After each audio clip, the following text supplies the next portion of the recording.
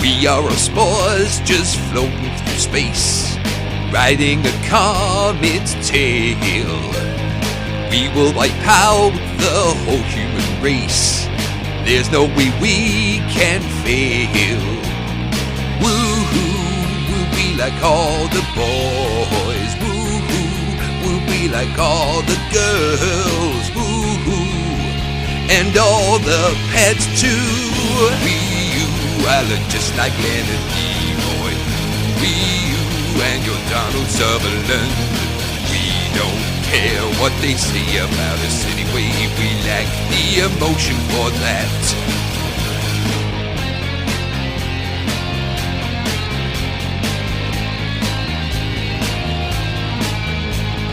We start to grow when you fall asleep. We're gonna steal your life. We come out of pods, our vines they will creep. We'll even copy your wife. Woo-hoo, we'll be like all the boys. Woo-hoo, we'll be like all the girls. Woo-hoo, and all the pets too. I look just like Leonard Nimoy. You and your Donald Sutherland. We don't care what they say about us anyway. We lack the emotion for that. We lack the emotion for that. Bang, bang, knock on the door. Another big bang, get down on the floor. Oh no, what do? Don't look now, but you've lost a shoe. You can't run, you can't kick. What's the matter, baby? You're feeling sick. What's the matter, what's the matter, what's the matter, you? Don't worry, babe, we're cloning you.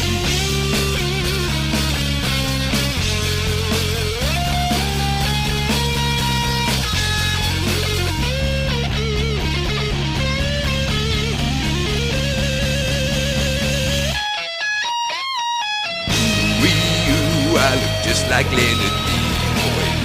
You and your Donald Sutherland. We don't care what they say about us anyway. We lack the emotion for that. We lack the emotion for that.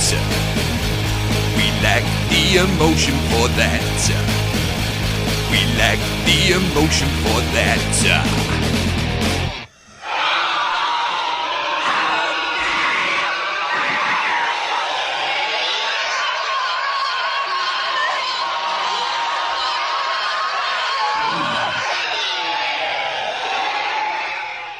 If you don't like the singing, mate, you just have to say, well, fuck off. Everyone loves a critic, don't they? Everyone's a fucking critic. Yep. Anyway, good afternoon to good evening. I've done it again, haven't I? I've started off with a what the hell? Just carry on. Just keep moving. Just ride Plow through. You're a on. professional, for fuck's sake. No, I'm not. You're a veteran now.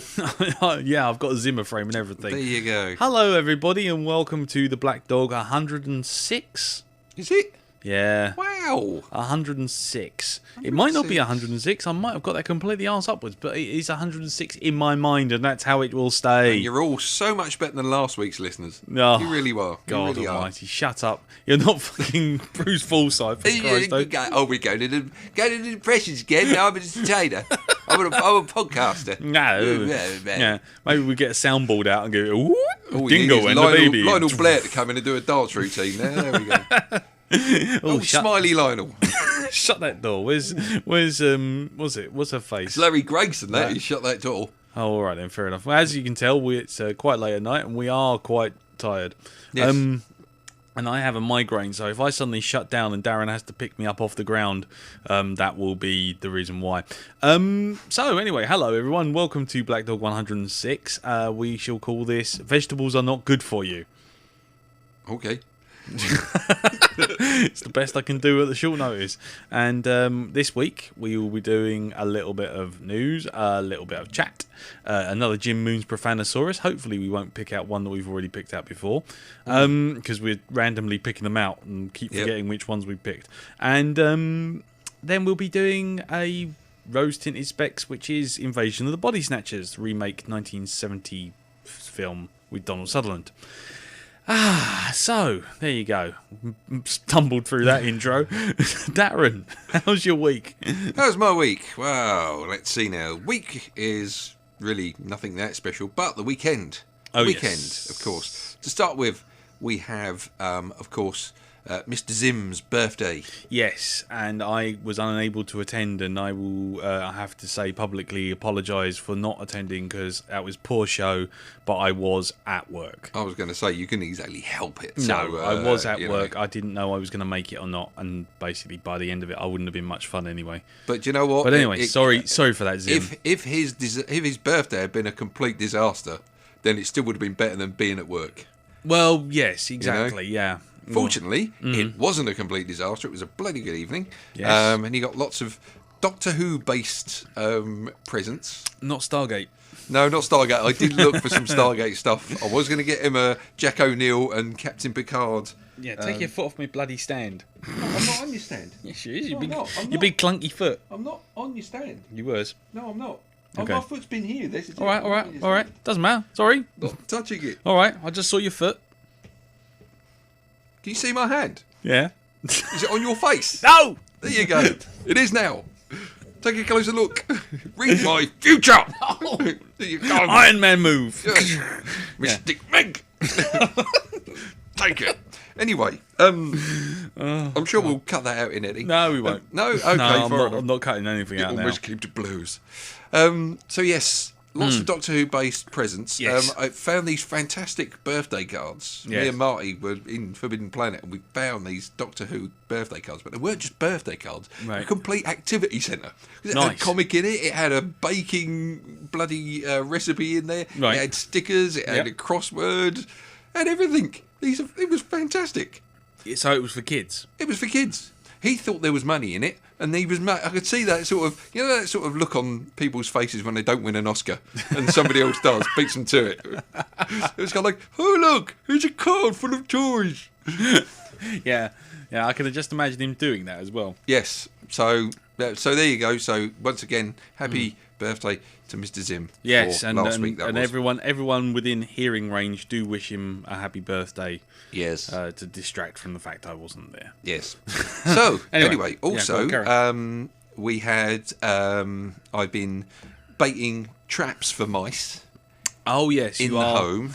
You are Sylvester and Tweety of the Blackdog. That's right, or the Wile E. Coyote. We've got the Acme Humane, the Acme Humane traps out. Right. Just the ones where they just walk in and the whole thing tips up and it locks. So I had a great fun just playing about with those. Just going, look, it's unlocked. No, it's locked. No, it's unlocked. No, it's locked. Fantastic. Yeah, I should get Right. one of those for my birthday. I think it'd keep me occupied Be for like hours. a Chinese finger puzzle. Yes, that's right. Yes, if I'd have got my head stuck in one or something like that. So so I've baited the traps with peanut butter. Yep. As it said on the packet, peanut butter or chocolate Yep. sauce. Works a treat. It does indeed. Well, we'll find out later on because Yep. I've never in all my time with Laura, I've never had to send her a text message saying, "Have you checked the traps?" Have you checked them? And she's like, she replied to me a little while ago saying, "I'm sorry, I fell into a pub on the way home. I'll check it when I get back." So there's probably these absolutely psychotic mice trapped in these things now. They've been in there all day. They'll be fine. They'll be sitting there munching away on the peanut butter. They'll be happy.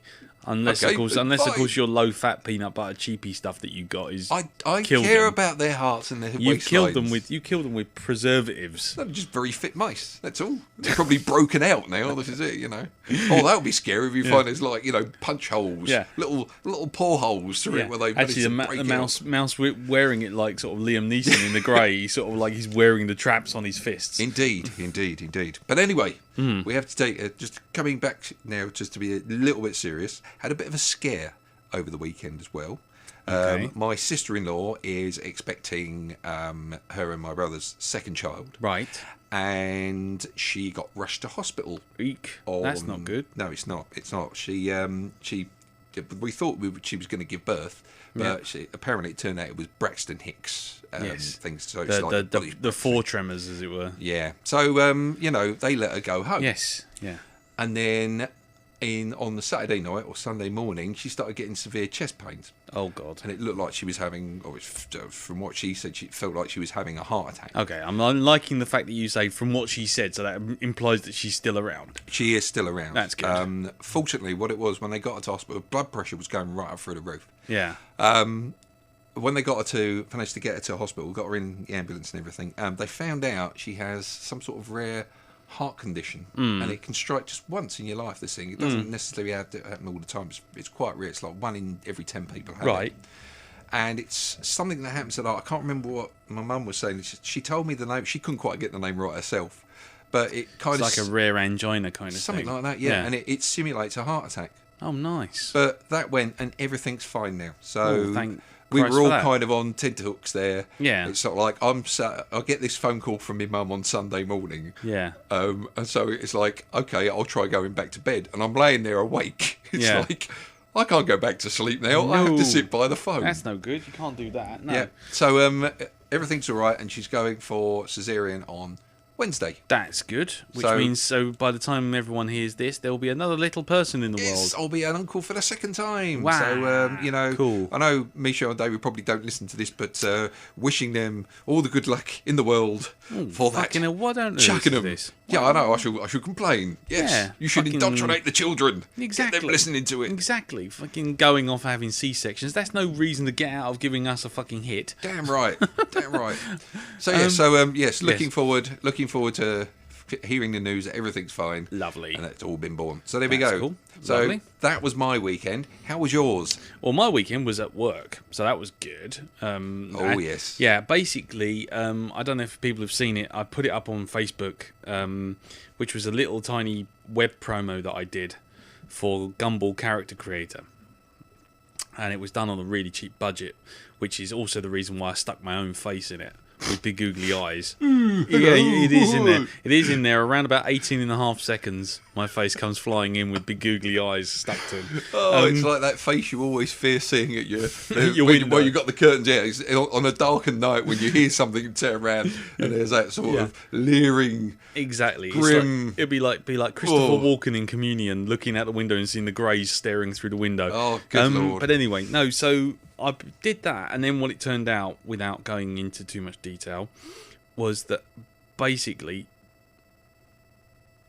Sorry, that's the police. Sorry, it's a siren, I had to pause. Yeah, I thought, Sting, what the hell was Sting that? and the boys are just outside in the garden playing the greatest hits. Motherfuckers. Roxanne, you don't have to put on a right line. Actually, I have to say, I'll tell you about that in a second. It just reminded me of something. But anyway, so basically I did that, and it turned out they didn't have the budget for regionalisation, which is basically changing all the text to different languages. You had to do it all yourself. I have, and I still am. I now know what the word Gumball is in Polish. I know what it is in Romanian, in Bulgarian, in Russian, in Cyrillic. I know what it is in Greek, Spanish, Russian. I've done Russian, haven't I?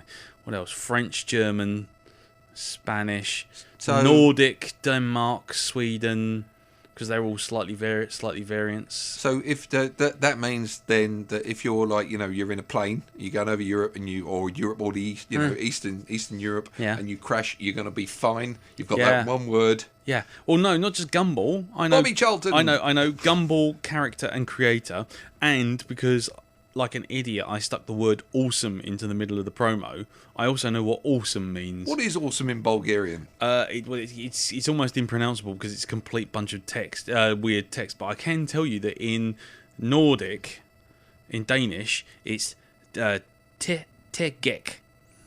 Right. There you go. And in in Polish, it's super. It's super. Super. Hey. In Italian, it's bellissimo.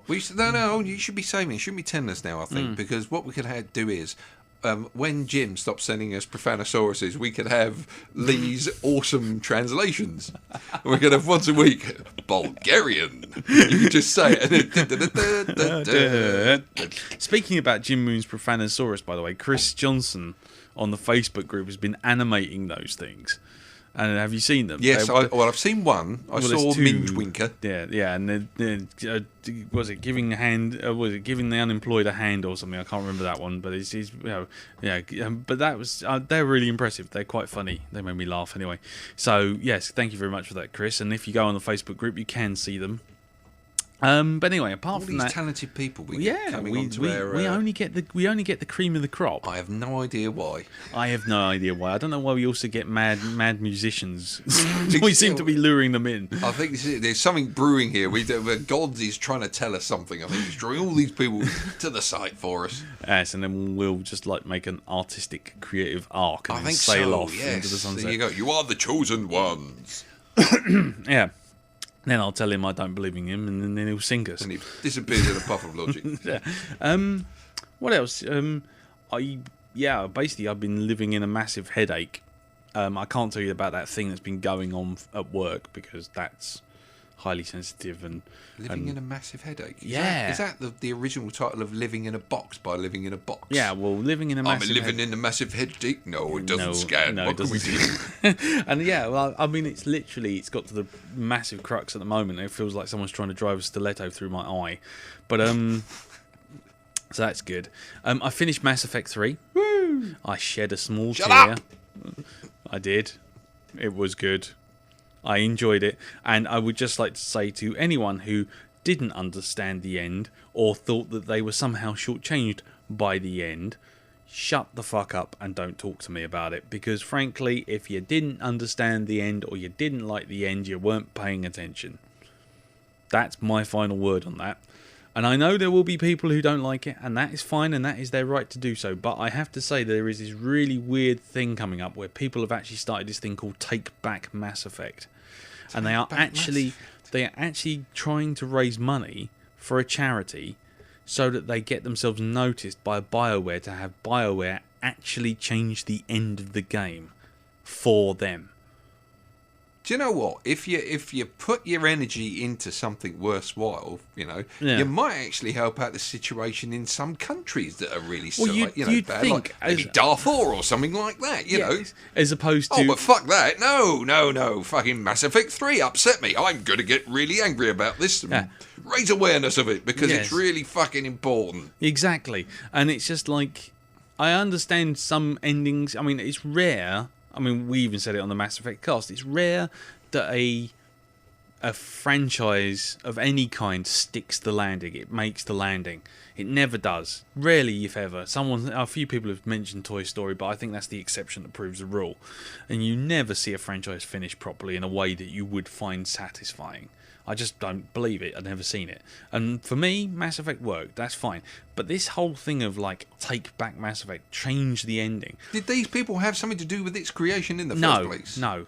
It kind of implies that in some way they're entitled to this. And it's like, whether or not you like Mass Effect, obviously I know we're talking to only a select bunch of the audience here. But the thing is, it's a more fundamental issue of, if you don't like how someone's written a story, that's fine, but that's their story. They have made it, they've put it out there, you have digested it and entertained it and enjoyed it up to a point, but that's that. You can't go round the person's house and ask them to change the ending.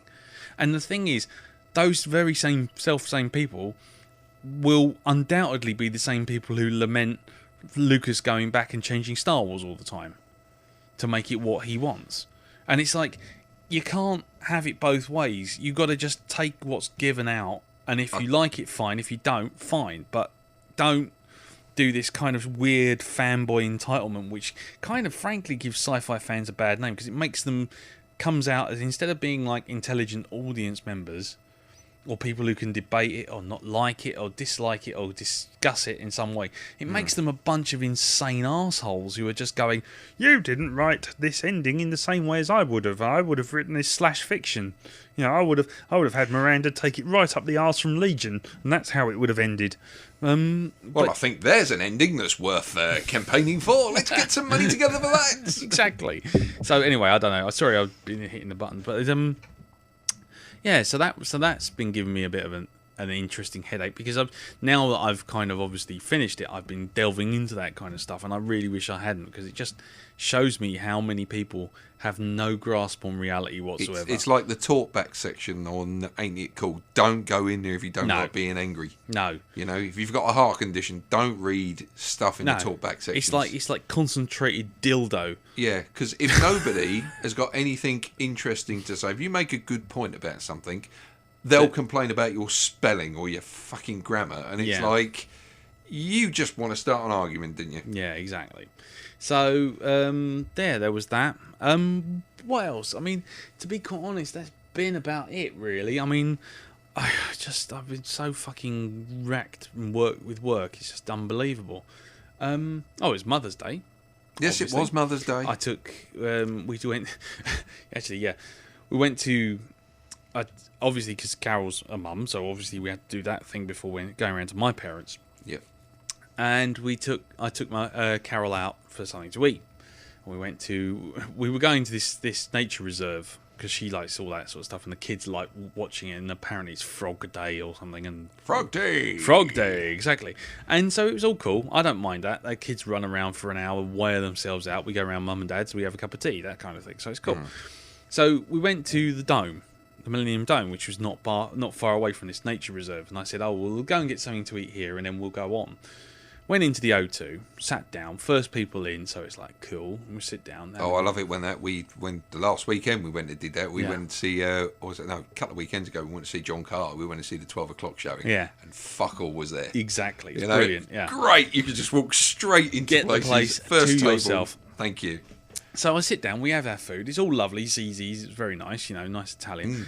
And then I order a pudding, kids order the pudding, they get theirs first, Carol gets hers next. I order a pudding, and obviously it's going to take 20 minutes, and I'm thinking, oh God, here we go. So I'm going to be sitting here for like 20 minutes waiting for this thing to be made. And so Carol just said, well, I'll tell you what, we'll all order drinks, and we'll all sit around and just have some drinks while we wait. And so the kids are like, yay, we get more lemonade and sugar, woo! So they're all cool. They're all sitting there drinking away. And I get this cup of coffee. I ask for a coffee, black coffee. The cup comes in, Dink sits down. I'm like, yeah, la la. We're carrying on talking. And then I'm thinking, okay, it's a glass cup. That's interesting. Because it's like a little glass cup. So I'm like, okay, cool. And I bring the coffee to my lips. It turns out that it's not a glass cup. What it is a thermos cup. It's a cup which has vacuum in it. And it's made of glass, and so has kept the temperature exactly 100 degrees for the last 20 minutes. Now, normally I'm expecting after like leaving it sitting there for 20 minutes, it's gonna have cooled off a touch. So I pick this thing up. Obviously, I can't feel any heat because it's got this thermos insulation thing. I pick it up, stick it to my lips, woof, like knock it back, and only now is my tongue. Did you turn into one of those, those whistles on the front of the old style steam trains like they do in cartoons? I burnt the entire inside of my mouth, because the worst bit was I had a pizza which had red chilies on it, so it was already buzzing, and then I've thrown this boiling coffee into my mouth, and I've spent the rest of the day talking like this as my tongue has been a little wet also. So basically what you've had is, you've had the liquid equivalent of a McDonald's apple pie. Yes. Was it pastry encasing napalm? Yeah, exactly. Yeah, the molten magma core of the earth. And it's just like... But the thing was, on top of that, I've had these chilies, so my mouth is already super sensitive, and I've just taken this in thinking I've got like a lukewarm cup of coffee. Fucking hell. And literally... You'll never do that again. No. I mean, I'm only just getting the sensation on the end of my tongue back. I mean, literally 3 days later. And I did. I walked around like some kind of... shall I say, special bus Denson, because I was walking around window for the rest liquor. Because I did. I had these big inflated lips, and my tongue hanging out, trying to keep it cool, going. That's good. That's good, kids. Go see if you can find some frogs. Isn't this care in the community wonderful? It was. I was like walking around just dribbling all the time because my mouth had been burnt and swollen. Marvellous. Yeah, the inside of my mouth is still feeling a bit patchy. Did you I take it you got the reams and reams of dead skin inside the mouth now. I do. It's wonderful. It's like peeling wallpaper. Exactly. It's like sort of peeling copy decks off the inside of your lips. So there was that, and then so that was good. And then what else? No, that's about it really. I basically set my mouth on fire. Went round to mum and dad's, drank a lot of ice water. I bet you did. Yes. I don't want to set my mouth on fire. But yeah, other than that, I've been going to bed about 8 o'clock at night. Like rock and roll. So that's good. Well, I managed to make it to bed. Yeah. 5 minutes past 12 last night. Hey! So I actually did get some sleep. I got more than my allotted 3 hours a night after sitting there playing Mass Effect. So I was like, no, I'm going to bed. I must stop watching Clockwork Orange. I'm going to bed. I'm going to bed. Clockwork Orange. It just draws me in every time that fucking film's on. I just Vidi ye well, midroogs. I can't help but sit there and watch it. Right, okay. Well, anyway, so, unfortunately, nothing much more interesting than that. Oh, what else? No. Oh, I have some news to give you, by the way. Go on. Okay, we went sort of like doing the men's outfits for the wedding, by the way. This is going near clearer. Okay. So we'll be passing you a code to go to Moss Bros to get yours fitted, sir. Right. You're going to look like a cunt. great big penguin. Fat cunt. Oh, God. What? Really? Yeah, just make sure it's the black suit you choose, not the bright orange one with the tails and the top hat. And the clown and the clown shoes. Clown shoes, okay? So there we go. It's all sorted for you. All right. So Moss Bros. Moss Bros. Moss Bros in any particular place? Doesn't matter where. We just give you a code, you go in, they suit you up, and then they send the stuff over. Are you paying for this? Yes. Oh, nice. So that's it. You haven't got to worry about it at all. We've already. Do I have to give it back? Paid. Yes, you do. Oh, cunt, you cheap ass. After you get the 5th person joking with you, all right there, you're going to take me order then, waiter? After you've, add that, then you'll want to give it back. Yeah, well, don't worry, because this will all come out on the fucking... It's going to be one heck of an episode after that event. I'll tell you what, it'll be my speech. That'll be my speech. Well, I think we should record it and have that at the beginning. And it was shortly after this that he was beaten to death by the majority of the crowd. As the flaming torches. As the flaming torches. The horde appeared at his front door. It'll be like Life of Brian when they pick up the hermit and run off with him. I was thinking more like Frankenstein, where they raid Frankenstein's castle. I'll be up on the windmill going as they burn me to the ground. Here, have some soup. Have a cigar. See how the end glows. Yeah. Anyway, right. Okay. I suppose we better do some news. Yeah. Shall we? Let's do it. Yeah.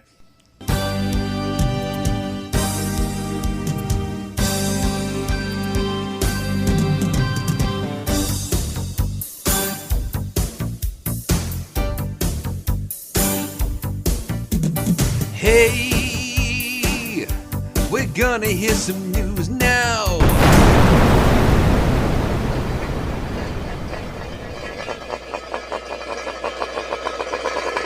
Right then, so a bit of news. Okay, we start off with a little piece of news just because I want to see the shock on your face. Apparently, there is a new Starship Troopers sequel starring Neil Patrick Harris and Casper Van Dien. Okay. Called Starship Troopers Invasion. And it's going direct to DVD, and it's a direct sequel to the original Starship Troopers movie. A direct sequel? Apparently. It's due for release, doesn't say, but essentially it looks like shite. Is it Paul Verhoeven directing? Nope, it's not. I would say it most probably is going to be shite then. Yes. So there you go. So that was just something I've just spotted. So I thought you'd enjoy that immensely, knowing that sort of thing. Well, I've got something else to talk about. Go on. Just in case nobody saw the thing I posted on my whoever's friends with me on Facebook. I should have put this in the Blackdog, but there was a trailer for a new film coming out by the makers of Paranormal Activity called The Chernobyl Diaries, which I must admit had my hair standing right on top of my head when I watched it. Which one? Oh, fuck you in the dookies. Right, take that. No. Yes, so I must admit, I'll post it on the Facebook group for Blackdog, but yeah, creepy as fuck. Creepy as fuck. Okay, that's cool. It'll probably be. I mean, I've said that it'll probably be a really shit film, but to Of me, course it will be. It looks really good. Okay, that's cool. So, well, we'll see. We'll see. So you'll post that up on the Facebook group, yeah? I'm not going to go and see it by myself in the fucking cinema, though. Not after that experience. No. One part of that trailer in particular, but I'm not going to say what. No. See if you can spot it, boys and girls. Which particularly creeps me out. So, yeah. Yeah. Speaking of trailers, of course, we can't go anywhere at the moment without mentioning Prometheus. Mm-hmm. We didn't get just one trailer. We didn't get 2 trailers. We got 3 fucking trailers over the weekend. Then we got a trailer for the trailer. We got a trailer for the trailer. Then we got an international trailer. Then we got an international UK specific trailer, which I don't know if you saw that one, but essentially I saw a trailer. No, the one that everyone's seeing is the international trailer, but there was a UK specific one. If you go onto YouTube, type in international Prometheus international trailer UK. Basically it has a lot more of the setup, and it feels really like 2001. The trailer, it's got a lot more sort of sweeping score and lots of just dialogue about people sort of finding new things and. Well, you know, from what I saw, and then all of a sudden it just kind of fades out, and then it kind of goes into sort of usual monster madness. Yeah, it looks absolutely epic. The it film. Does. It's just even from the trailer, you get the feel this is something big, you know. Yeah. I'm you know, we've done this kind of discussion before, but I have to say, on the one hand, I'm really looking forward to it, and I said this on the Facebook group with the international trailer, but I can't completely commit. I mean, I think it's going to be great. I hope it's going to be great. I think Ridley's going to knock it out the park. However, I'm now in that position where a good trailer immediately makes me wary. Because a good trailer is made by someone who picks the best bits of the film. And when you know that everything else can only either be filler or not that impressive for a trailer. And so, while this might raise expectations, you might be sitting there. I genuinely hope I'm wrong. I really do, but I suspect a little tiny kernel in the back of my mind is saying we could be on the cusp of a Phantom Menace kind of event. Oh, I hope not. Where the hype gets beyond. I mean, even if it's just a good film, but I think the hype will get beyond the trailers and get to a point where people are expecting so much from it that even if it's just an average film, not a great film, an average film, you will end up with people just feeling like they've basically waited 30 years for a prequel to Alien and got basically The Wizard of Oz. I mean, I just get that sense. And if you disagree with me, by all means send in your feedback or to Blackdog at Geek Planet Online or put it up on the Facebook group. But I have to say that is my standpoint at the moment. I can't take this trailer and its ability to make it press every single button, and I can't sit there but say, if it's doing this, it's either going to be fucking awesome or this is as good as it gets. Yeah. Because it's Phantom Menace. It's that whole thing of seeing tanks and robots and R2-D2 and 3PO and in lightsaber fights, and you think, fuck, yes, fuck, yes, fuck, yes. And then those bits were the only good bits. Green Lantern's another one. Sucker Punch was another one. Trailer making is an art form all of its own now, and it just... that last trailer was so good, I just can't help but think nothing's going to live up to that. Not even if it's a good film. Well, we'll see. Because, I mean, people are now getting beyond themselves now. They're breaking down the trailer on IO9, we just looked at it. IO9, they're basically breaking down the trailer to frames and animated GIFs to see if they can find stuff in it. Which is fine. Obsession is fine if it's controlled and it's not raising your expectations up to points where you just can't beat it. You know, nothing can compare to what you're expecting. I don't know. I'm really trying hard to temper my enthusiasm for it. I am. I just can't help it because I just think I'm going to be walking in there thinking, oh fuck, or walking out thinking, oh fuck, rather.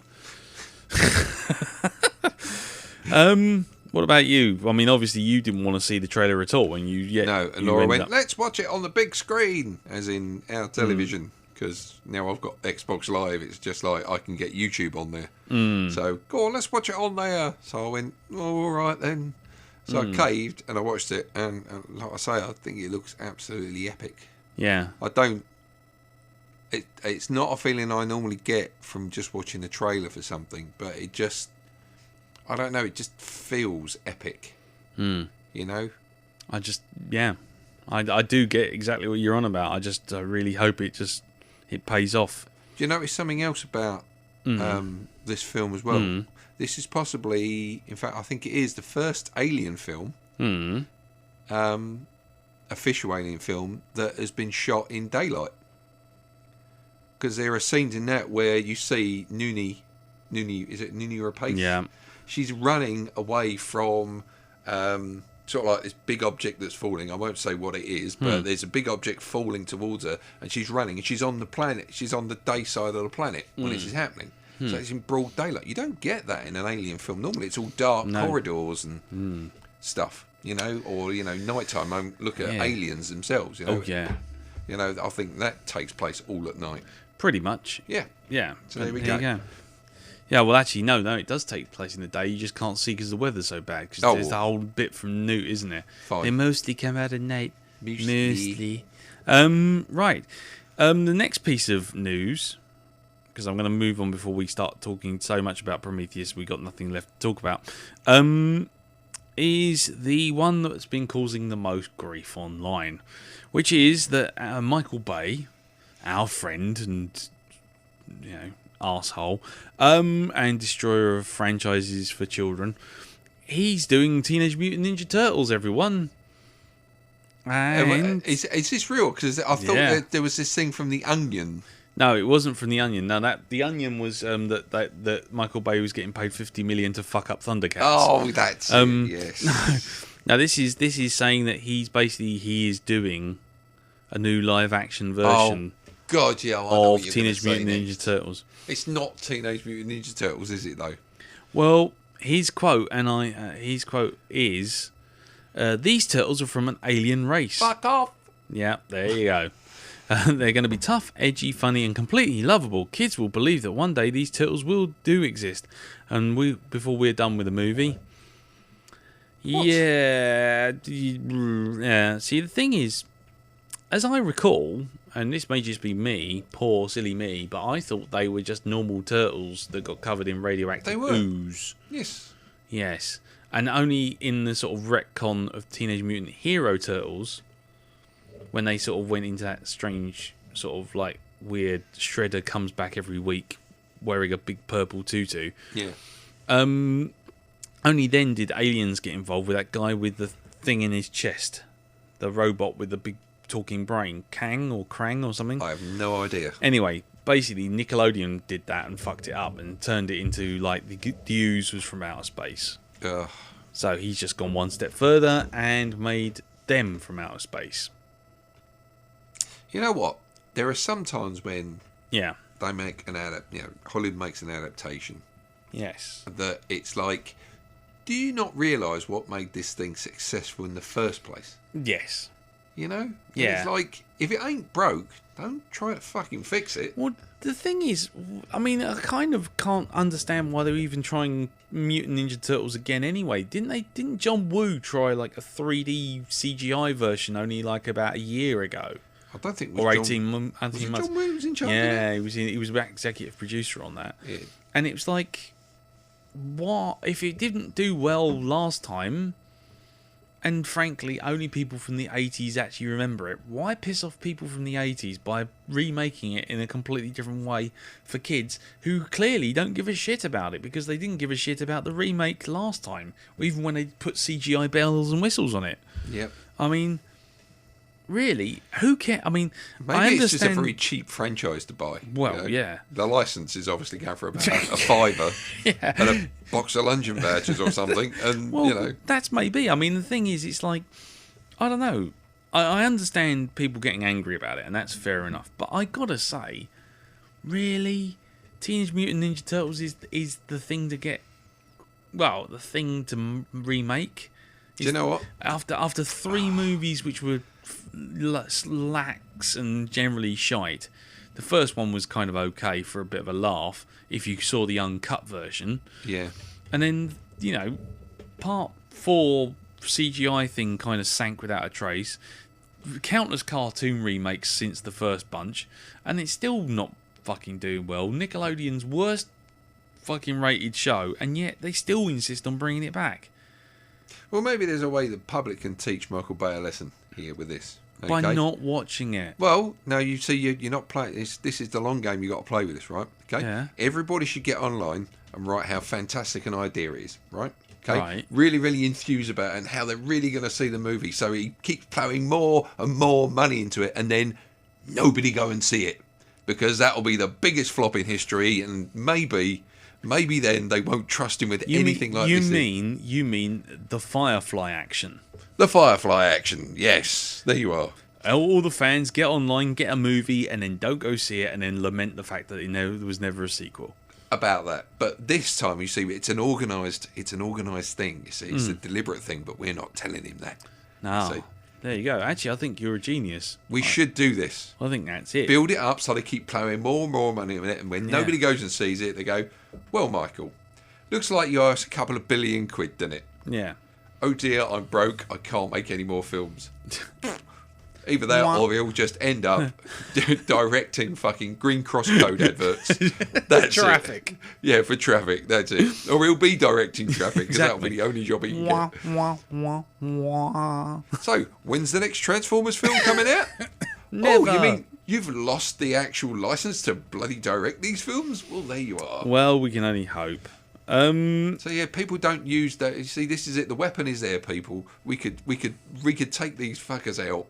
We've just got to be sneaky about it. That's all. Yeah. You know? Actually, you know what? I think that's a bloody good idea. Yep, because that's where it hurts them the most, in the fucking pocket. Nice. Well, on that note, the writer, Seth Graham Smith, who's just finished Abraham Lincoln Vampire Hunter, apparently is, I'll just read out his quote. Beetlejuice sequel is hopefully the third thing I'm going to be writing this year. I've met with Tim Burton about it, and I've met with Michael Keaton about it, and there's a lot of goodwill to do it from both of those guys. Tim from a producing aspect, and Michael from returning as the character. Again, it's on me. It's whether or not I can come up with a script that's worthy of them both jumping back in. I have a rough idea what it's going to be, however I should stress this, it's not a remake and it's not a reboot. It's a true sequel with Michael Keaton as the title character of Beetlejuice. The thing that Tim and Michael and I all agree on, is the most important thing for me, is I don't want to be that guy that destroys the legacy and memory of the first film. I would rather just die. I would rather not make it. I'd rather just throw the whole thing away than make something that pays no respect and doesn't live up to the close legacy of the first film. This is going to be a true this will be a true 26 to 27 year later sequel. This is great, even for the What's great is that even for Beetlejuice, time means nothing in the afterlife, and so it'd only be the world outside that is different. Right. Yes, so we might be getting a Beetlejuice sequel. Do you think it's going to be Beetlejuice who ate all the pies? No? It could be Beetlejuice. I wanted that conservatory badly. Or Beetlejuice, I miss being Batman. Yeah, if you say conservatory, he appears in the corner. Tony Todd appears as the Candyman with a fucking conservatory catalogue with the hook straight through it. There we go. Yeah, Ted Moult appears looking like Candyman. Yes. Yeah. Oh dear. Oh, we could take this in so many directions. Oh. We should just make a film called Conservatory. Nice. Yeah, so that's that. There isn't much in the way of extra news. There's a few little snippets, but they're all pretty boring. Yeah, so I think we should draw a close on the news with that. You got anything before I move on? Anything comes to mind? Anything? Nothing comes to mind. Hold on. Something. I think. Oh yeah, John Carter. John Carter of Mars is about to lose 200 million quid. I don't. John Carter of Peckham. John Carter of No Fix Abode. Do you know what? I can think of a lot more movies that deserve to lose that amount of money, and I really don't think this film deserves to lose that amount of money. I think it's bad advertising. I think for it. Bad advertising. Half the budget was advertising. 100 million quid's worth of advertising. But this is the thing. It didn't make me want to go and see it. It took someone to go and see it and tell me it was actually half decent for me to want to go. I don't think the actual advertising machine for this did its job. I think it was kind of fairly swept under the carpet. I suppose so. I mean, I knew it was coming, but I don't know. I've seen a lot worse films than John Carter. Oh, for sure. You know, I really do think that it's been given a bit of a bum deal. Yeah. The problem is, I think it's a film based on a 100-year-old property that basically spawned everything else. It's impossible. Indeed. No, that is another thing as well. And it can't feel anything other than contrived and ripping off everything else. Well, it didn't actually rip off. It was like everything else had ripped its off. That's what I'm saying. It's the same as that old thing with Heroes. You know, people watching Heroes and then going to watch Watchmen and then finding out that basically the endings are the same and going, yeah, hold on, Watchmen ripped off fucking Heroes. It's that kind of thing. But anyway, let's not. Yeah, so I think it's a victim of its own history.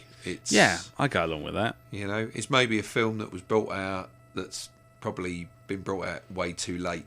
You know, it maybe should have been brought out back in the 80s. But they would never have got it made in the 80s. That special effects for some of the what's their names, the green geezers, would have looked like bloke in a fucking bloke in a rubber mask. Yeah, probably. But anyway, right. I think that is it. I was looking through the Facebook group because I thought there was some other piece of news, but I can't find it. So what we'll do is we shall move on. Before we go any further, though, I would just like to say, in our own personal news, that this week is a bit of a podcast marathon for us.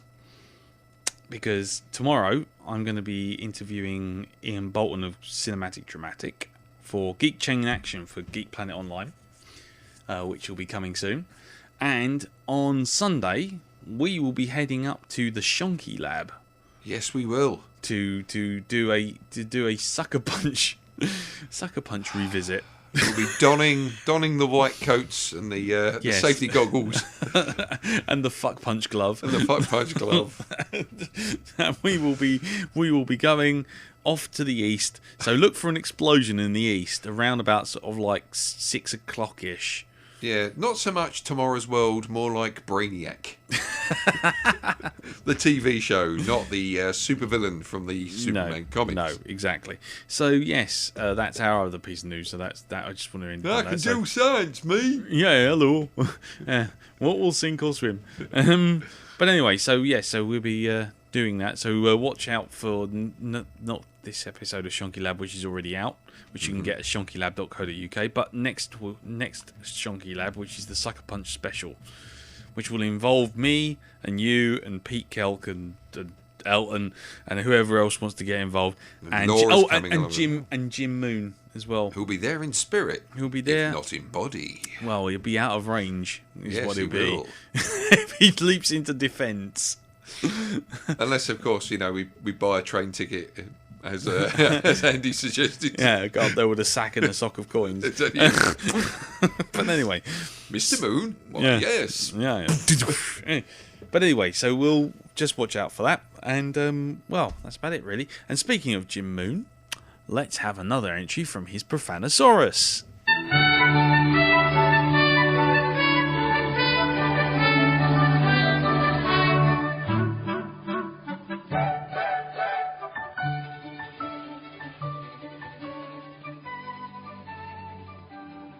Park the fudge.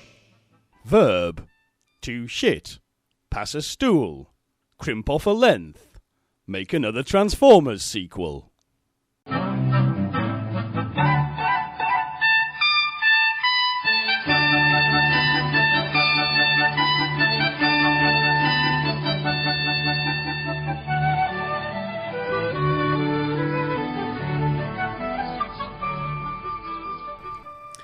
Right, thank you very much for that, Jim. He has parked the fudge.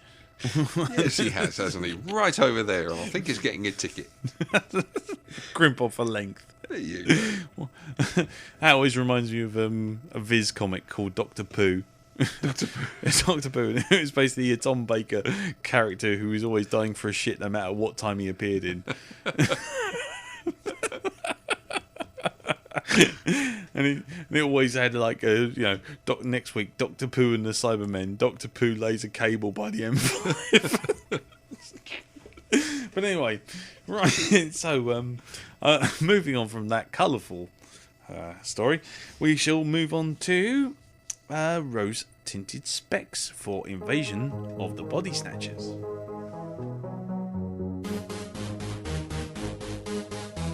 Rose-tinted specs. Rose-tinted specs. Rose-tinted specs. Rose-tinted specs. Rose-tinted specs. You're gonna watch a film you liked when you were young. Sticking in the player, then send feedback when it's done. Has it stood the test of time? A classic given more? Or has the movie lost its shine, a cinematic bore? Is it still hot? Send me what you got.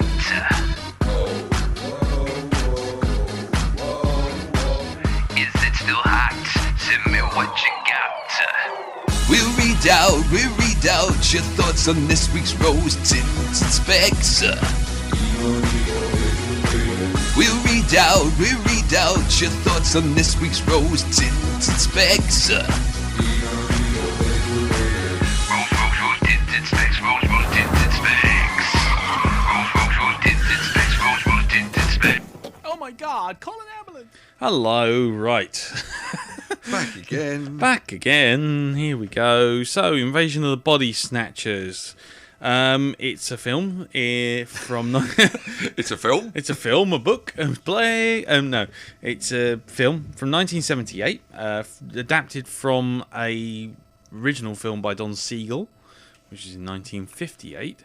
1956. Terribly sorry, and which was in itself adapted from a book by Jack Finney.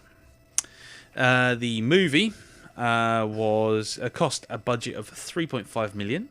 And recouped in its first release in the States only of $24 million, which isn't bad.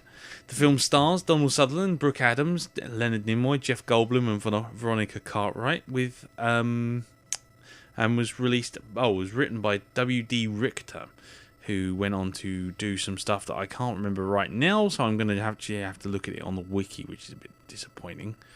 I'm sure because the name rings a bell. Oh my word, what did W.D. fucking Richter do? There we go. Come on.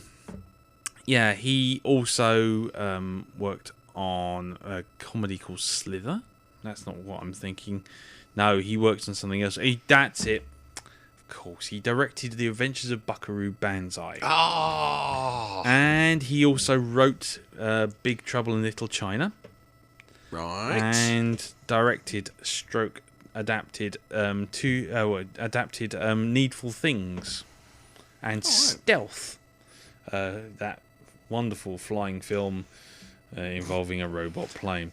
I was trying to sound upbeat for Andy's sake. The film doesn't have an awful lot of information on it, unfortunately. Other than a lot of cameos. The sound was done by Star Wars sound man Ben Burt, and he actually spent a lot of time on the sound of this thing because apparently as the invasion goes on, what he actually does is he takes away all the natural sounds and replaces them with unnatural sounds, such as sort of like birds in the trees and all that kind of thing, are basically subliminal indicators as to whether or not you're seeing someone who's normal or who's an alien. Or so if you're seeing like a room full of aliens or the world's being taken over, everything is the background atmospheric sounds are all very mechanical, very sort of like industrial.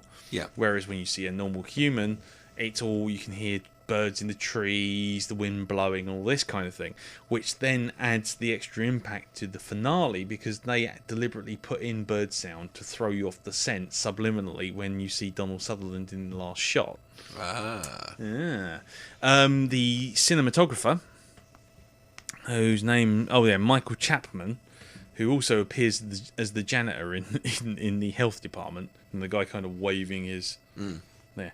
He basically decided, along with the director Philip Kaufman, that the best way to make people feel uneasy was to essentially do the film as like a neo-noir, like a film noir. So everything's long shadows, everyone's uplit, every angle is a Dutch angle, which means camera's slightly off kilter, and generally the whole thing was there to create a feeling of ill-ease. Going back to Ben Burt as well, what he would also do is he'd actually introduce a white noise, a subliminal white noise into the soundtrack, which almost got the film banned. Really? Because it was just like that whole thing of that kind of low level that basically makes people feel uneasy. Right. And it was almost done for basically being a subliminal movie.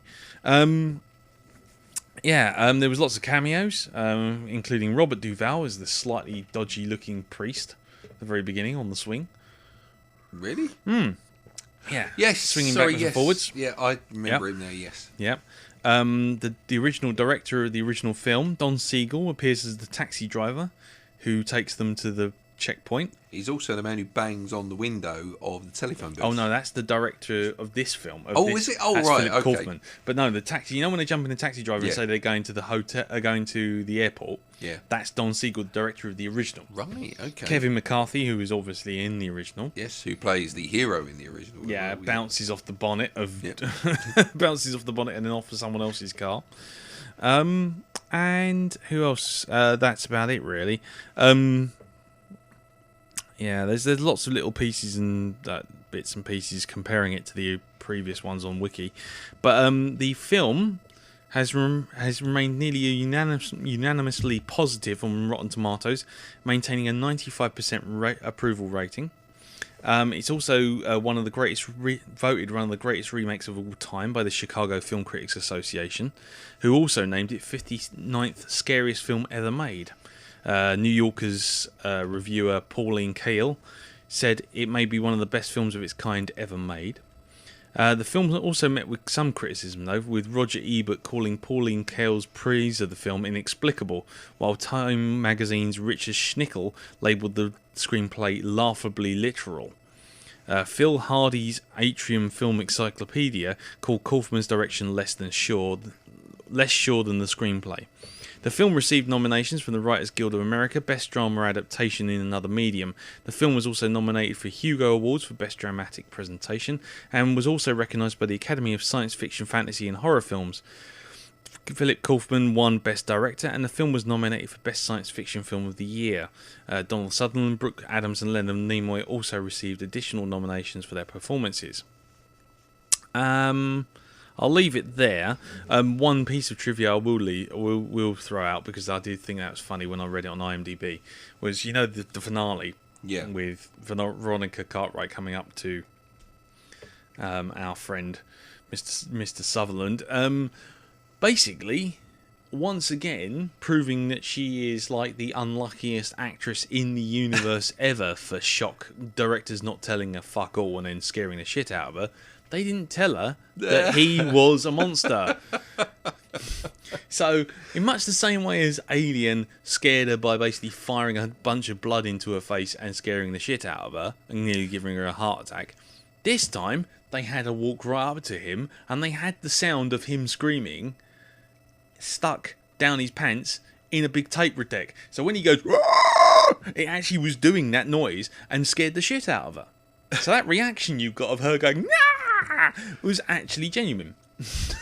Well, it's his eyeballs as well, really. It's the way he's sort of like, he's looking down. He's got his face, his head tilted backward, and his eyes looking straight down to expose the top whites of his eyes. Yeah. It's all quite sort of unnerving. Yes. I was going to say one other thing was the film deviated from Jack Finney's novel, because in Finney's novel, the pod people actually left after resistance was put up, they decided to leave. They didn't stay in the original novel. Because I don't remember that. I just remember the hero making it out of the town and warning people about it. It just ends with him giving the which the basically and the human race basically fights back, and then the aliens are gone within 5 days. Because it then turns out that the aliens have a lifespan of only 5 years, which means that they couldn't last longer than 5 years anyway. So they abandoned the planet. Right. Which seems like a bit of a lame ending. So I prefer this paranoia-fueled monster ending. I'll leave it there. So, Darren, what did you think? What did I think? I think I may be a bit 60-40 about this movie. Right. Because there's stuff in it I really like. Yeah. For one thing, I like the build-up of atmosphere. Yes. I like the way that you are looking at every single member of the public from when they start doing crowd shots. Yeah. It's just, there's something, I think it's the actual director of photography playing up to the fact that they've obviously shot these scenes with members of the actual public standing nearby, because they're all looking at the camera. And it kind of adds. Oh, yeah. Because suddenly you are not sure. I mean, this is like quite early on as well in the film. Suddenly you're not sure how far this invasion has come. You know? That's right. And it's just, the way it builds that up is very, very nice. I like that. Going to something that I didn't like was Jeff Goldblum. Oh, because Jeff Goldblum was more over the place than a toddler that had fallen inside a sack of fucking sugar and consumed the lot. Yeah. Right? Because his character just, I don't know, it just annoyed the fuck out of me. He was an irritating bellend from start to finish, to be honest. Yeah. It's like when you're on the phone to a policeman, he's still waffling at fucking Donald Sutherland all the way through that conversation. He's trying to report someone being knocked over, and there's Jeff Goldblum going, I don't really like the man. Blah, blah, blah, blah. It's like, you're at a literary fucking review. Piss off. I'm trying to report someone being run over. His character was a bit too in your face. He's a cock. Yes, it was. So Jeff Cockburn. Jeff Cockburn. Yeah. So his was quite a jarring character. You know, I don't know. It just kept taking me out the moment when his character was on there. It was like a Woody Allen character done very badly. Yes. You know. Yeah. It wasn't funny. It was just someone trying too hard. Yes, neurotic Jewish person. Yeah. Number 101 sort of thing. Yeah. It was like that, but just done incredibly badly. Yeah. You know?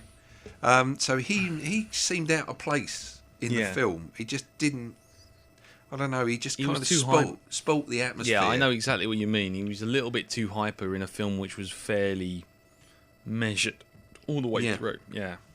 You know? He just stood out, He did stand out, yeah. In a bad way. In a very bad way, yes. There are moments of stupidity in the film. The bit where they're inside the sauna. Leonard Nimoy shows up, tells them to fuck off into a room, and then comes back and says, "No, there's nobody here. I don't see anybody here. This is a local sauna for local people. There'll be no bodies in here." So he suddenly turns into bloody what's his name, Harold or Tubbs or whatever. Yeah, Tubbs. No, Tubbs is the female character. It's whatever her husband's called. I can't remember the name there, but he turns into that. There's no bodies. No, are you sure you saw it? Yes, I fucking did see it. Yeah. It was quite funny in that respect. It was just like you can only take that sort of thing so far before you suddenly think, hold on, something dodgy's going on here. How did he get out? Oh, he didn't get out via the window, and the guy who walked in while we were in this room has now ushered us out and basically dumped the evidence clearly. Yes, indeed. Yeah. Because you see that all over the place. And you notice that, I did earlier on with the dump trucks or the dumps, the refuse vans type thing, all over the place. In various scenes where something happens, the next thing you see the cleanup crew. You know, and it's like there's all these like bags of ash or whatever it is that's going in the back with the odd watch in there or something. Yeah, with the odd watch in there. So so moments of stupidity. like that. But then horror films do have that. I mean, they have to. They have to really. You know, it's like Alien. You can't. Yeah. Your film won't progress unless someone's stupid enough to stick their face right in an egg. That's right. You know, it's like, what the fuck did you do that for? Now, there was a bit in it that I remember used to creep me out when I was younger, Yes. but didn't so much now because I can see the special effects used in that part. Right. And it's nowhere near as good as I remember it being. Which It was? effective. It's when the dog runs up and it's got the man's face. Yeah. It's like, oh, that's quite laughable, actually. Yeah, it's just a dog with a man mask on there. That's a bit sad. I mean, we can't. I mean, we by our own rules, we can't really criticise the special effects. No, but I think you can see how, when you're younger, you accept that thing more. Yeah, I've now become a lot more cynical in my film watching. It's like that's clearly, I can't take that seriously now. Well, I have to be honest with you. With that scene, I had a different vision in my head of what it was last time it was seen, and it was like I could have sworn that what they did was they actually had a face close up of the bloke, and then just had him with a plastic tongue, but then panned out to the dog being the way he was. But I mean, that wasn't, to me, that wasn't the wasn't that bad. I was more kind of concerned by the strange the tendril thing, and the fact that the aliens seem to be the tendril climbs up the side of the face. Yeah. And at first it starts off looking like a vein or something, and then when it's on like Donald Sutherland, it basically looks like someone's put a piece of balloon on him and was just basically blowing it with a hairdryer. Exactly. Or a straw. Yeah, it's like. But no, I mean, go on, carry on. I mean, it's just Okay, I would say what this film tries to do is it tries to take a more realistic approach to the aspect of this sort of like the alien invasion, because up until it's when you start seeing the pods growing and it kind of, it's like Kick-Ass was for me, whereas the bit as soon as the rocket pack appears, it kind of takes something away from takes that. it too far. Yeah, I think had they not shown the pods growing and they just had these people just being taken over, I think to me that would have been all right. I probably would have received it a bit better, but I don't know. It kind of then really does put it into the realm of the fantastic. Okay, fair enough. That's fair point. I mean, I don't see that myself as being criticism, because by the time you see the pods, by the time you see the proper pods, it's a case of, well, it's too late now. Because the first one that takes over the Brooke Adams' husband basically is a flower in a glass. Yeah. And so it happens literally as soon as it latches onto him, presumably. Do you know what? I think I would have preferred it had they just shown the pods as they were, but not growing into people, but just tendrils coming out, going into the human, and then them changing like that suddenly. Oh, what, sort of like an internal change? Yeah, so it's not, you don't get this thing, you don't get the empty balloon crumbling. Like, oh dear, somebody's let all the air out. You don't get that effect. Yeah. I did mention this to you off the camera, off microphone, but I have to say that it did make me laugh, that bit when she crumbles. And he becomes typical bloke, doesn't he? Yeah, because he becomes typical bloke. He's sitting there, old Donald Sutherland, his girlfriend to be, he's lying there, and she's obviously slept too much, and she's crumbling away, and the creature's, absorbing her. Yeah. And then he does this kind of no, and he goes on for about a minute, and then all of a sudden she pops up with her baps out behind him, and it's he like, goes, oh, hello. Yeah, he goes, oh no, oh. And he just kind of stops. It's like, oh, well, maybe it's not so bad. Exactly. Yeah, she was falling off things and twisting their ankle and breaking her shoe and getting into so much trouble just by being stupid. Do you know? There's a scene. For some reason, I did this with The Haunting. Yeah. Right, but my head I've painted a scene that never actually existed in the film. Okay. And for some reason, I thought there was an actual sort of lovemaking scene between, you know, the actual girl who does Crumble, the girl who's like Donald Sutherland's other half in it, or should I say, he's sort of like, you know, the one who becomes his girlfriend. I thought there was a rather creepy lovemaking scene where the husband's trying to convince her that he's all right and goes to bed with her, but as he's making love, you see a shot of his face and it's kind of just completely blank. You know, so it's kind of like, oh, that doesn't look quite right. And it's like the act of making love, but it's a real stone cold sort of affair. I seem to remember that being in it, but it wasn't. So I don't know where I got that from. Maybe it was your vegetable porn section of Maybe RedTube. it was the vegetable porn. This is it. Nothing wrong with tentacle sex. There we go. Well, yeah. Cool. So, I mean, it sounds like you've had a bit of a mixed bag with it, really. Yeah, I mean, don't get me wrong. In general, I do like it, and I can see what it was trying to achieve. And I think in most points it did achieve it. And it was a more realistic approach to the whole Body Snatchers thing than the original 50s movie. Yeah. Even though I do really like the 50s movie. 'Cause Yeah, I love. we should do the 50s as well. I think we should. And, you know, a lot of those films from that time, science fiction classics, I do love just for the pure innocence of them. Yeah. You know, it's now it comes on, we've got so much explanation for stuff, whereas back then it was like wham bam, thank you, man. Yeah, you know, exactly. take It's pod that. people. Yeah, They're taking over the you know, world. and that sort of proper way they used to speak, and you know, everybody dressed in a suit. Yes, exactly. Exactly. Nobody dressed in jeans. Everybody. I'm going out gardening for this day. I'm just going to put on my best suit. Yes. Yeah, here's my Mossbros code. Yes, there's your Mossbros code. Yeah. Rex Reason. Yes, I'm going to clear out the cesspool now. I wonder which suit I will wear. I think the Armani for this one. I do believe a good tweed with leather patches on the elbows. Anyway, so coming back from that, so yeah, in general, please. I thought it was a good film, and Yeah. I thought it was, you know, I appreciate what it was trying to achieve, and I thought it did well, you know, for most of the time. I really do. So there's lots of stuff I really do like in it, but as I say, there was some stuff that even made me go, oh, for fuck's sake, Jeff Goldblum. Yeah. And other bits which were just like, oh no, don't do that. Yeah, I mean, as far as I was concerned, I actually really enjoyed it. I mean, I have to say that for me, 70s horror is kind of where it's at.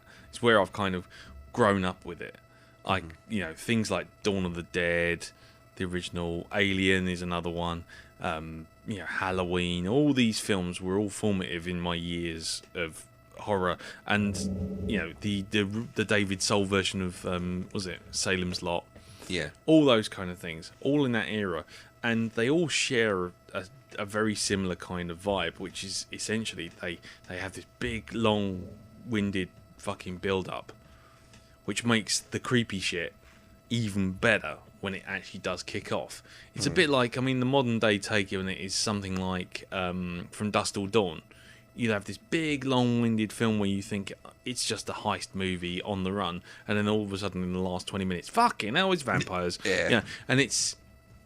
But the 70s did that so much better because they had a real nihilistic vibe. You never felt like you watch a 70s movie and know that anyone's going to come out of it. You never could. You still can't. I mean, you can't watch anything, you know, any cop film, thriller, anything, and know that everyone is going to come out of it. I mean, the 70s movies used to be a case of like, you always felt like, when you were a kid and you wrote stories, and you get so bored with writing it, you just wrap up the ending and like, the entire universe exploded, the end. I'm terrible.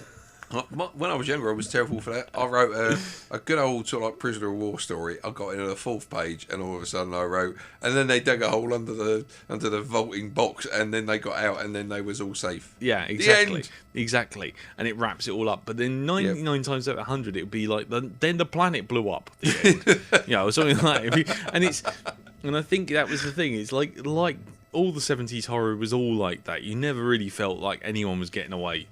And for me, Invasion of the Body Snatchers was the first time I'd seen that particular story. I did see the Don Siegel one later, but much later actually. After I'd seen Inner Space, bizarrely enough. Right. Which also has Kevin McCarthy in it. Yes. Which is a film we will most probably cover at some point. Cover, yeah. And then I saw the Abel Ferrara one, which was very weird, set on an army base. But anyway, so yeah, I really enjoyed this, watching it again, because I enjoy that kind of creeping dread, nihilistic, paranoid, nothing's right, and it feels horrible, and it just doesn't feel right all the way through, and you just think, this is just too bleak. This is going to end up in no good place, no matter for anyone. And the thing is, it also has these horrible, like, little throwaway images, like all the fucking kids being loaded in, off the bus. Why are we going for a nap early? It's like, shut up, go on, in you go. It's all this sort of thing. But again, it's that kind of thing you see in the 70s. They don't care. They just want to go for maximum shock. And you see all those kind of things. And in this case, Invasion of the Body Snatchers, it's, all of that sort of stuff distilled down into a nightmare movie of, fucking, who do you trust? You can't even go to sleep. You got no chance. Frankly, the instant you find out you can't go to sleep, that's it. It's game over, really.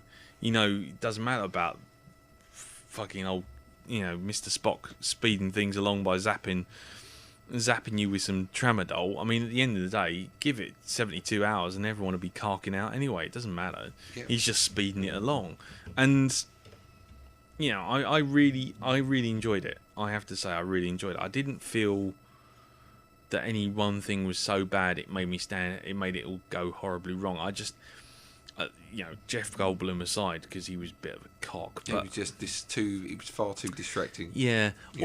But the problem I had was that if I had any problem at all, it was that the film kind of breaks its own rules in several places, where it's like, all the pod people all are communicating without communicating. They're all doing it visually rather than verbally. They show no emotions, and yet when you get the big reveal that Leonard Nimoy is one, you've just had a scene where he's lying on a sofa laughing at everyone's assertions that they were pod people, and it's like, hold on. And then when you suddenly see him get in the car and go, sooner rather than later, it's like, hold on, so he has got emotions, or he's got the ability to copy emotions.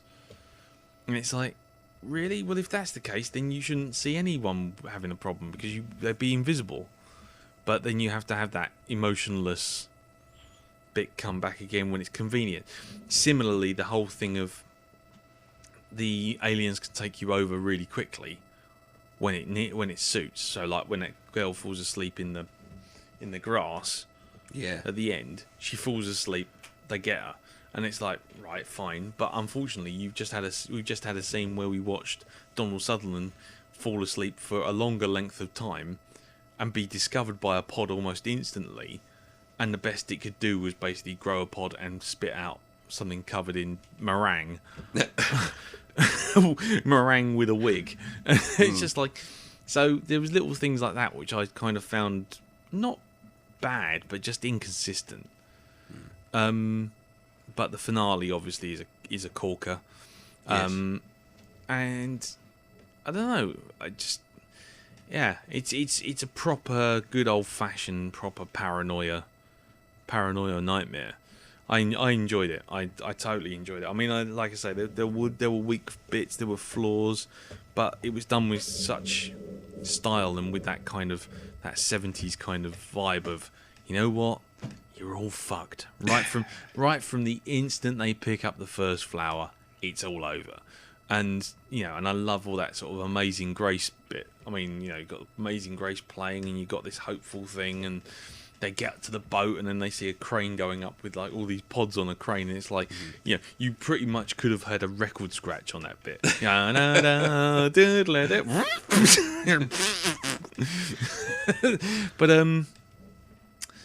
so I enjoyed it. The only thing I would say is, those pods turning up on any other continent would have just got stopped at customs. Yes, unless it is the customs people had been taken over. Well, they hadn't, because it was only the rainfall in San Francisco, wasn't it?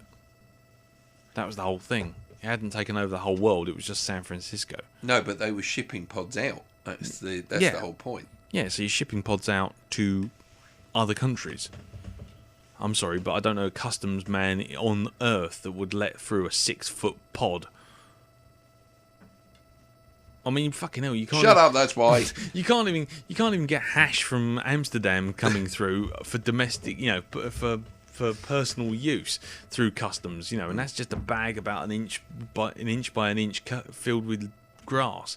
Someone walks in with a plate of... And I know he said, because I've tried. Yes, and I tried, and my bottom tells me that the cavity searches, they are not happy. But no, but you come in with a pallet with 65 fucking 6-foot long pods, and everyone's going to go, what the fuck is that? You just say they're bigger dame beans?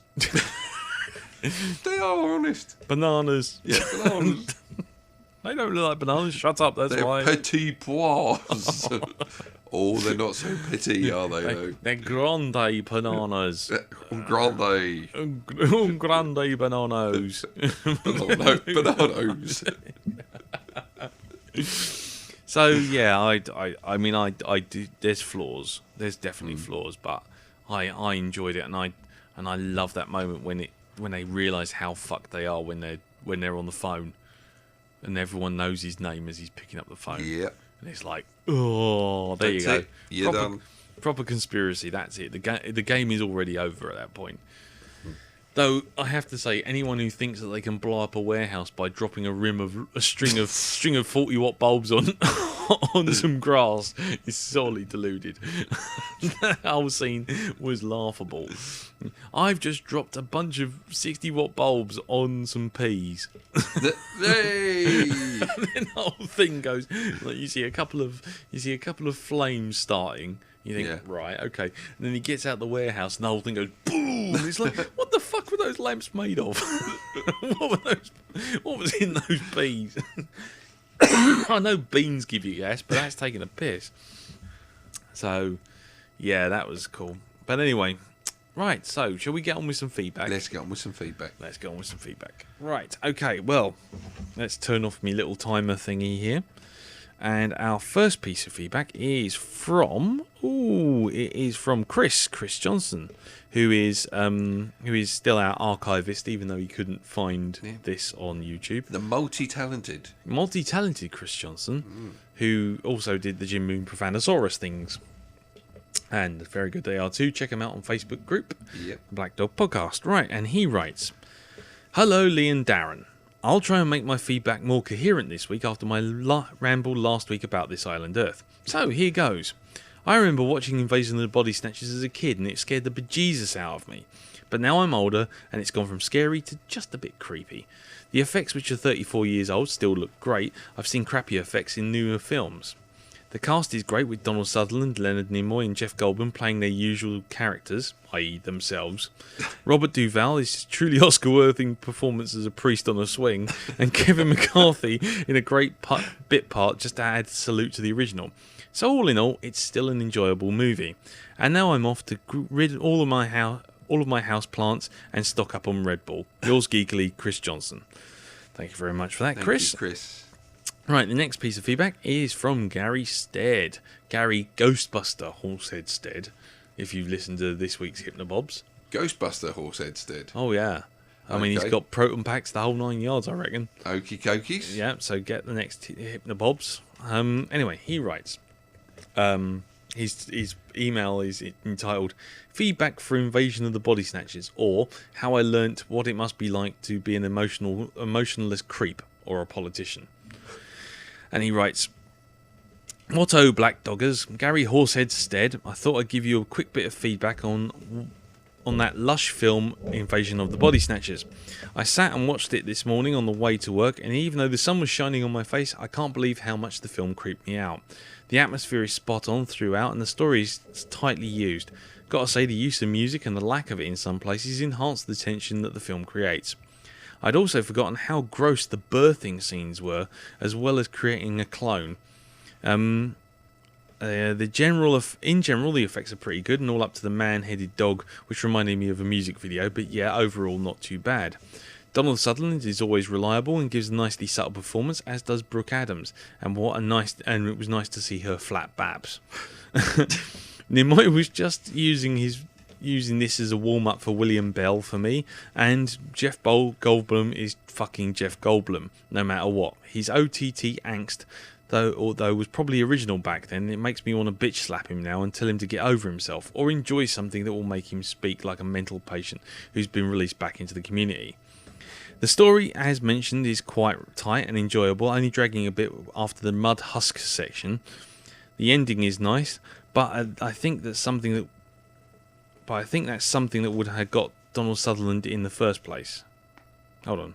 The ending is nice, but I think that's something that would have got Donald Sutherland in the first place.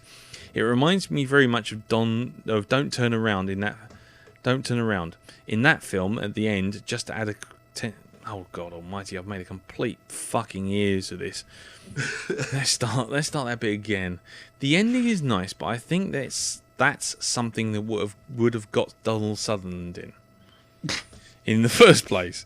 It reminds me very much of Don't Turn Around. In that film, the end just add tension, and they're all quite bleak. Spiffing little overall. Right, I'm off to polish some wood. Guitars! I think he's really polishing some other wood. Yes. So this is Gary Horsehead Stead signing off, twice removed 14th cousin to the Duke of Wimborne, defender of the Moffat faith, and member of the Penny Whores and the Electric Mayhem. Thank you very much for that, Gary, and I'm terribly sorry for fucking that up. Right, okay. We did have 2 pieces of MP3 feedback. The first one was Martin Thompson. Now, unfortunately, we had a little bit of, audio jiggery pokery, and Martin himself did actually say in his email, "Hi guys, feedback from me and Glenn. Apologies for the sound." The sound was the problem, which is kind of a bit of a problem with MP3 feedback. Or the lack of it. It was a lack of it. We tried playing it on my iPad, couldn't even hear him when I had my headphones in, and then when we put it into Audition, and we boosted it up, basically the hiss to bring it up to a level that matched everything else was just completely ruined anything that Martin said, unfortunately. So we could either play you something that was close on 5 minutes of near silence, or we could just had to basically cut it. So I apologise now. I'm very sorry, Martin. We couldn't run it, and we always run pretty much anything, but this one was very, very quiet. It actually sounded like you were about 60 miles away from your microphone. I thought it was like the neighbours are talking quite loudly. I can hear them through the wall. Yeah. So apologies again, Martin. Do feel free to send in more feedback, but like I say, we had to kind of do a bit of quality control on that one. Yeah. So unfortunately, that's that one out the window. Obviously, Martin, if you want to send in a transcription of what you said and put it up on the Facebook group, we're quite happy for that. We have some other pieces of feedback which are actually on the Facebook group, which I've just remembered. So I'm just going to have a look on the Facebook group. The last piece of MP3 feedback will, of course, be Jim Moon. But on the Facebook group, hold on, and it's just updating. Blum, blum, blum, blum, blum. The feedback, here we go. I'm just going to play this at you, just to prove that my speakers on my iPad do actually work. The feedback from Andy Pulistides is this. Just press that button there.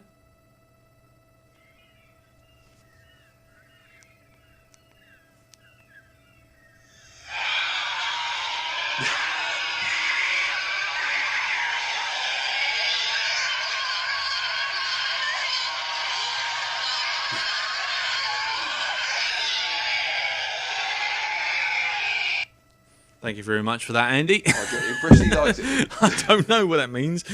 It's kind of weird. But yeah, there you go. My iPad speakers do work. Right, so I think there's another piece of feedback. Oh yeah, from Steve Murray, and he writes, "No time for feedback this week. Sorry guys, except to say that I like this version of Invasion, and that priest in the opening scene is all kinds of creepy. I do, however, come away from this watching this with one burning question. Why, oh why do people keep hiring Jeff fucking Goldblum? The guy has one character, Jeff Goldblum. The fucker should have got eaten by a T-Rex."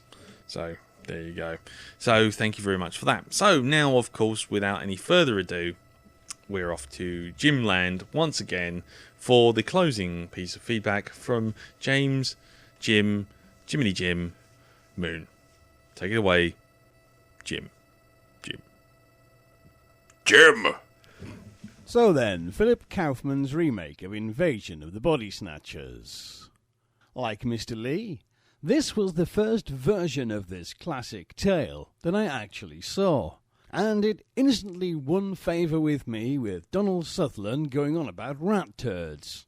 For at that tender age, that was the first time I'd heard the word turd on television.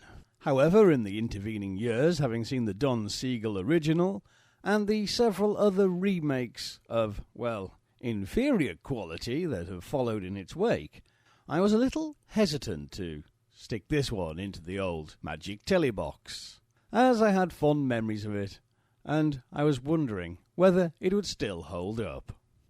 Now, firstly, it has a marvellous cast of cult favourites. Donald Sutherland needs no introduction, though the demi-afro he's sporting in this perhaps does. Then we've got a man known to idiots the world over as Dr. Spock, who looks like he's in bad need. A very young Jeff Goldblum, who looks like he's in sore need of some of Larry Fishburne's pies. And Brooke Adams, not perhaps as well known a cult name as the others, but with a resume boasting appearances in genre favourites like Shockwaves, The Dead Zone, and Larry Cohen's The Stuff. She's certainly got the credentials for a cult following. And they're all pretty good too, turning in solid performances which help sell us on the rather sinister story that unfolds. Whereas the original 50s version is a solid sci-fi film, admittedly an intelligent take on the usual alien invasion, this 70s remake is far more an urban horror film. It's about paranoia, alienation, and rat turds in your food. And it's also a darn good remake. It sticks faithfully to the original story, but the treatment of it is distinctly different, making it very much its own film. The 50s version was more about conformity and the American way and a threat from outside, whereas Kaufman's version is much more a threat from within, reflecting the changing times. It's about fearing your neighbour, about communities losing the values and feelings that hold them together. It's about everyone becoming a stranger. And although it is very much the product of the early 70s, the sinister atmosphere and the thematic points it raises still ring all too true today. If I have a criticism of it, it's that perhaps it may be a shade too long for modern tastes. Certainly it takes a good while for the story to get going, but I would tend to say that all the character groundwork and the background it lays in this opening half hour, while slow, is necessary to the later acts, where the horror of the Body Snatchers begins to take hold. Now when the subject of remakes rolls around, and everyone's finished coughing up bile and vomiting up hatred, someone will always mention the good remakes, and Carpenter's The Thing is held up as the shining example. However, I think this Kaufman remake is well worthy of that limited and small Hall of Fame, particularly as Carpenter's The Thing seems to borrow, or is at least heavily inspired by, this particular remake. Consider, for example, the whole paranoid question of how do you know if one of your friends has turned into an alien, which is in both films. Not to mention the creepy, organic growths we see in this film are very much the predecessors to the startling Rob Bottin fleshy transformations we'd later see in a few years' time. And considering what a genre nut Carpenter is, I find it difficult to believe he didn't watch what Philip Kaufman had done very carefully when he was adapting his own 50s sci-fi classic. So yes, Body Snatchers 78 is undoubtedly a classic, and I'd go further. It's certainly one of the better remakes that have ever been made. Thank you very much for that, Jim. Yes, as always, Jim, a pleasure. A pleasure, like warm milk at the end of the day. Yes. So I actually, you know what? It is one of those films that I do think is a great remake and probably one of the best around. It's interesting that I never ever bring it up, though, at the end of the conversations about remakes. Everyone goes on about them, and I always bring up The Thing. And interestingly, I think his point about Carpenter basically looking at this film, I think is very valid. I think it's the paranoia that comes through from does feel very 70s paranoia movie in The Thing. Well, you know what? With a few tweaks, you could probably have this as a proper sequel to The Thing, and have the original Thing as a vanguard for the invasion fleet. Well, do you know what? That's actually not a bad idea. That's actually, you know what? That's the second good idea you've had in this podcast. In fact, I think that's the second good idea you've had in 106 episodes. A good hit rate at the end of the season. There you go. Rock on. So anyway, yeah, that's pretty cool actually. Yeah, Invasion of the Body Snatchers actually is a sequel to The Thing. Well, Nice. you've got Alien and then Aliens. Yeah, well, that The Thing and then Things. Some things. Things, yes. Cool. Okay. Well, there you go. So, yes, I'm glad after a little bit of a dry spell of not agreeing with Jim, or Jim not agreeing with my opinion, that we're back in sync again. That's good. That's good. So anyway, thank you very much, Jim. Thank you to everyone who sent in feedback. Apologies once again to Martin. And thank you all for listening. But we've got to wrap it up and obviously tell you what the next film is. Well, we've been hinting at this for a while now. But this is from next week. It's the 5 weeks leading up to the launch release of the Avengers, or Avengers Assembled, depending on your point of view. It's officially the Avengers Assembled. That's what the trailer in the cinema is. I want to see that on a box of Meccano. Avengers Assembled. Avengers, some assembly may be required. But anyway, so basically we're going to start off seeing how these films tie together, and it's a good excuse to see these films again. Yes. So we're going to do them in order.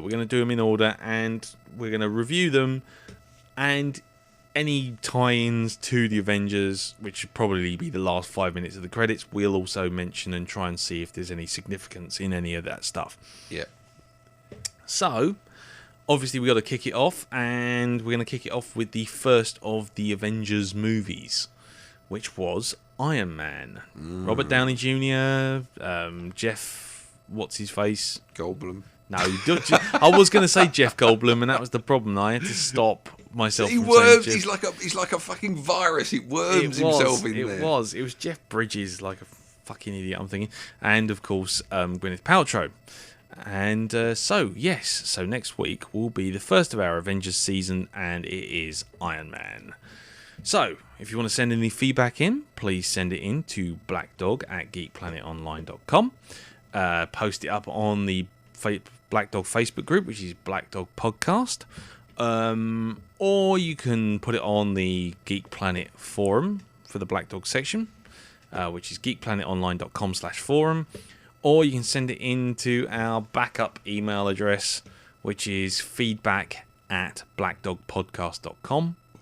Ooh. Or if you want, you can just harass me or Darren on Twitter. I am Cartoon Beardy, and Darren is Blighty01. Yes, there you go. So we shall see you all next week, properly suited and booted and ready to rock and roll as we take on Iron Man. Yes. Iron Man. Yes. When 900 years of rust you reach, look as good you were not. Right, okay, so we'll see you all next week. Take care, and bye. Bye. There's a voice that keeps on calling me. Down the road, it's where I'll always be. Every stop I make a new friend. Can't stay for long, just turn around and I'm gone again. Maybe tomorrow I'll wanna settle down. Until tomorrow I'll just keep moving on. Get out of the booth, Jack. No, I like it in here.